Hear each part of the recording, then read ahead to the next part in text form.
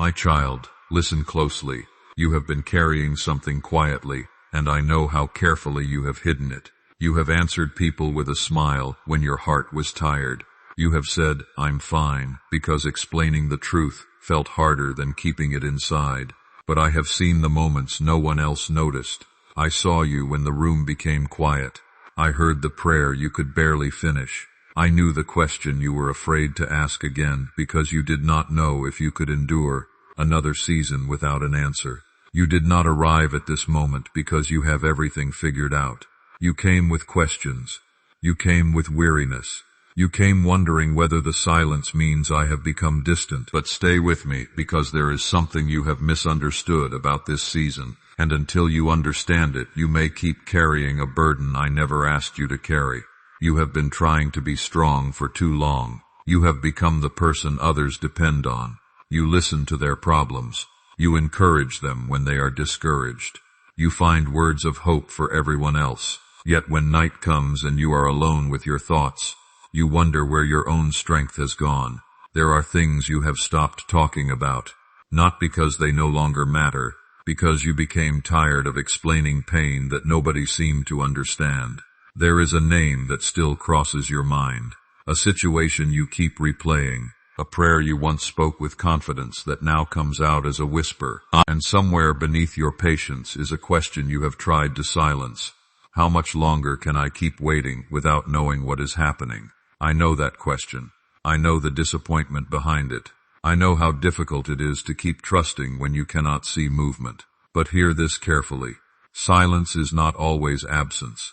Waiting is not always rejection. And the closed door you have been staring at may not be the place where your attention is needed anymore. There is something deeper I want you to see. You have been measuring my presence by what has changed around you. When the situation improved, you felt hopeful. When nothing happened, you wondered if I had heard you. When another person received what you had been praying for, you tried to celebrate with them. But afterward, a quiet sadness followed you home. You asked yourself why their season changed while yours remained the same. And slowly, without realizing it, you began comparing your journey to someone else's. My child, comparison can make you overlook the work happening in places no one can see. Think of Hannah. Year after year, she carried a sorrow that others could not fully understand. Her pain followed her into places where she should have felt peace. Even her tears became part of her prayer. But her deepest moments were not hidden from heaven. She poured out what she could no longer carry. And this is what I want you to understand. Hannah did not need to pretend that her pain was smaller than it was. Neither do you. You do not have to speak to me with perfect words. You do not have to hide your disappointment behind religious language. You do not have to pretend you are never confused. Bring me the truth. Bring me the prayer that feels unfinished. Bring me the frustration you are ashamed to admit. Bring me the fear that your children are changing in ways you do not understand. Bring me the concern you feel when you watch them making choices you cannot control. Because I know there are moments when your greatest burden is not about your own life. It is about the people you love. You have watched your children grow, struggle, make decisions, pull away, return, question, change, and sometimes become silent. And there are things you have noticed lately that trouble your heart. Perhaps they have become more distant. Perhaps they are carrying anger they will not explain. Perhaps they have stopped listening to wisdom they once respected. Perhaps you see them becoming exhausted, distracted, secretive, discouraged, or spiritually indifferent. You wonder whether you should speak. You wonder whether you should remain silent. You wonder if your concern is wisdom or simply fear. And that is where you need discernment. Because not every change in your children means disaster is coming. But neither should every change be ignored. The question is not whether you can control what happens next. You cannot. The question is whether you will respond from fear or from wisdom. Fear watches every movement and imagines the worst. Fear tries to force conversations before hearts are ready. Fear speaks so loudly that love becomes difficult to hear. But wisdom pays attention. Wisdom prays before reacting. Wisdom listens for what is underneath the behavior. Wisdom knows that sometimes the thing you are seeing is only the surface of a struggle your child does not yet know how to explain. Remember the father in the story of the prodigal son. He could not control the road his son chose. He could not force maturity into his heart. He could not prevent every consequence. But he did not allow pain to destroy his capacity to love. And when his son finally turned toward home, the father was still able to recognize him from a distance. There is something important here for you. Your children may need your wisdom. They may need correction. They may need boundaries. They may need honest conversations. But they also need to know that failure does not erase their path back toward love, truth, and restoration. Do not confuse loving them with approving everything they do, and do not confuse setting boundaries with abandoning them. There is a way to remain faithful without becoming controlling. There is a way to speak truth without speaking from panic. There is a way to pray for your children without allowing fear about their future to consume your chilled present. But before you can respond wisely to what you see happening in them, there is something happening inside you that must be recognized. You have been carrying responsibility for outcomes that were never completely yours to control. You think that if you pray enough, worry enough, watch closely enough, or find the perfect words, you can prevent every painful choice. But that burden is crushing your peace. You were called to love. You were called to guide. You were called to pray. You were called to remain faithful. You were never called to become the author of another person's every decision, even when that person is your child. And this is where the message becomes more personal, because the urgency you feel may not only be about what your children are doing, it may be about what fear is doing to you while you watch them. Fear has been stealing your sleep. Fear has been making you replay conversations. Fear has been convincing you that one mistake means everything will fall apart. But there is something you need to recognize before you speak another anxious word, before you imagine another terrible outcome, and before you carry this burden into another sleepless night. What happens next may depend less on how tightly you hold everything together, and more on whether you are willing to place what you cannot control into hands greater than your own. Because, my child, surrender does not mean you stop caring. It does not mean you become passive while someone you love walks toward danger. It does not mean you close your eyes to warning signs, avoid difficult conversations, or pretend that everything is fine when your heart knows something needs attention. Surrender means you stop trying to do my work for me. You stop believing that your fear can protect your children better than wisdom can guide them. You stop carrying every possibility into tomorrow before tomorrow has even arrived. There is a difference between watching carefully and worrying constantly. One comes from love. The other slowly drains your strength. And I know how exhausted you have become. You wake up and wonder what they are thinking, and you notice a change in their voice and immediately imagine what it could mean.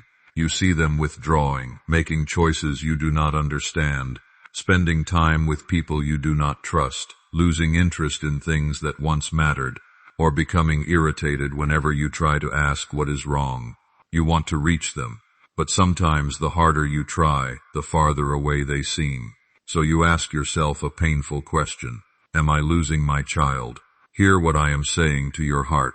Do not allow one difficult season to become a permanent conclusion. People can wander without being beyond reach. Hearts can become confused without becoming unreachable. Relationships can become strained without becoming impossible to restore. But there is something you must understand. When fear enters a relationship, it often disguises itself as urgency. It tells you that everything must be fixed tonight. Every question must be answered now. Every wrong decision must be corrected immediately. Every silence must be broken. But wisdom knows when to speak and when to wait. Wisdom knows when a conversation needs words and when it first needs prayer. Think of Samuel when he heard his name being called in the night. At first, he did not understand what was happening. He ran to Eli because he assumed the voice came from the person he knew. Again, the call came. Again, confusion followed. But Eli eventually recognized something Samuel could not yet recognize for himself. And instead of forcing Samuel to understand everything immediately, Eli gave him guidance for how to listen. There is a lesson here for you. Sometimes your children are experiencing things they do not yet have the maturity, language, or courage to explain. They may not understand their own restlessness. They may not know why they are angry. They may be hiding disappointment beneath indifference. They may be struggling with questions about faith, identity, failure, relationships, or their future.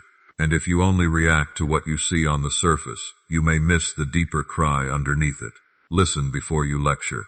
Pray before you panic. Ask before you assume. And when you speak, make sure your child can still hear your love inside your concern. This does not mean you ignore destructive behavior. It does not mean you remove necessary boundaries. Love is not blindness. Sometimes love must say no. Sometimes love must confront. Sometimes love must refuse to rescue someone from every consequence of their decisions. But correction without connection can become noise.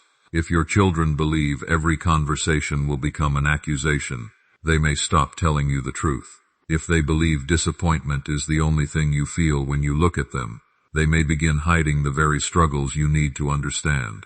This is why I am asking you to look beneath what is happening, not only at what they are doing. Ask yourself what their behavior may be trying to communicate. Is there pain beneath the anger? Is there fear beneath the rebellion? Is there loneliness beneath the distance? Is there shame beneath the silence? You cannot always know immediately. That is why discernment matters. And discernment grows when fear becomes quiet enough for wisdom to be heard. My child, there is another burden you need to release. The burden of blaming yourself for every struggle your children face. You remember mistakes you made, words you wish you could take back, moments when you were too tired to listen, times when your own pain affected the way you responded. You wonder whether their struggles are somehow proof that you failed. But guilt can keep you staring backward when love is asking you to become present. You cannot return to yesterday and rewrite every conversation, but you can choose humility today. You can apologize where apology is needed. You can listen where you once interrupted. You can change patterns that no longer bring peace. You can admit that you do not have every answer. And sometimes one of the most powerful things a parent can say is, I want to understand you better. There is strength in humility. There is healing in honest acknowledgement. And there is hope in recognizing that relationships are not built by perfect people. They are built by people who are willing to return, repair, forgive, learn, and keep loving. Remember Naomi and Ruth. Loss changed everything they thought their future would be. Their journey did not look like the life they had expected. Pain could have separated them. Uncertainty could have sent them in different directions. But faithfulness remained present in the middle of what had been broken. This is important. You may be looking at your family and thinking only about what has changed. You remember when your children were younger, when they came to you with every question, when you knew their friends, their fears, their routines. Now things feel different, and sometimes you grieve a closeness that no longer exists in the same form. But love must learn how to grow as people change. You cannot always love an adult child the same way you loved a small child. The relationship must mature. Control must become counsel. Constant supervision must become prayerful presence. Immediate rescue must sometimes become patient support. And this transition can hurt, because releasing control can feel like losing importance. But you are not becoming unnecessary. Your role is changing. There are seasons when your children need your hands. There are seasons when they need your words. And there are seasons when the most faithful thing you can do is remain available, remain truthful, remain prayerful, and refuse to let fear turn love into pressure. Stay with me, because now we are approaching the part you must not ignore.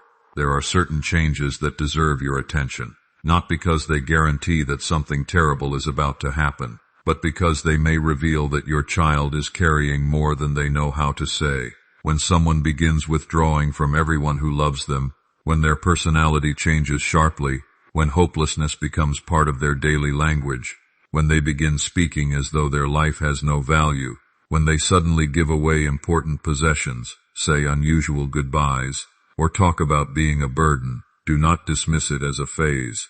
Do not shame them. Do not preach at them. Do not promise secrecy if their safety may be at risk. Stay close. Listen carefully. Ask directly whether they are thinking about hurting themselves or ending their life. Seek immediate help from qualified professionals and emergency services when there is immediate danger. Prayer matters deeply, but prayer and responsible action are not enemies.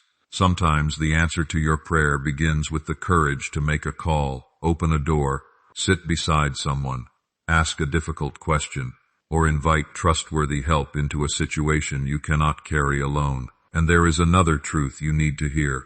Your child does not need you to become fearless before you help them. They need you to become faithful in the middle of your fear. Think of Jochebed, the mother of Moses. She lived in circumstances she could not control. She could not remove every danger. She could not guarantee the future. But she did what love and wisdom required in the moment she had been given. Then came the part every parent fears. She had to release what she loved into circumstances beyond her control. That river must have looked terrifying. But the river was not the end of the story. And this is the deeper truth I want you to hold. Releasing control is not the same as abandoning hope. You can place your children in my care while still being present in their lives. You can trust me while seeking help. You can pray while setting boundaries. You can hope while facing reality. You can love them without pretending their choices do not matter. And you can refuse to let fear become the voice that leads your family.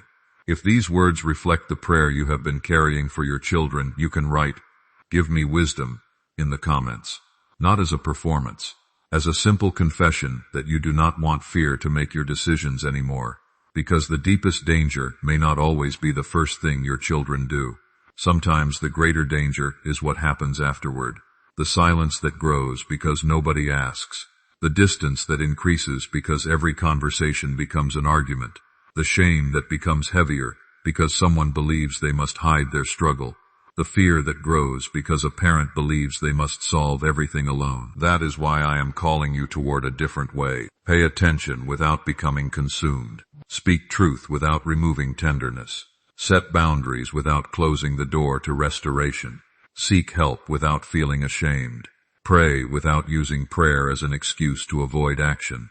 And trust me without demanding that you understand every chapter before you turn the page. But there is still one final thing you need to understand. Because when your children begin changing, struggling, withdrawing, or making choices that frighten you, your first question is often, how do I stop this? Yet the question that may lead you toward wisdom is different. And once you understand it, you will see your role, your prayers, and even your fear in a completely different way.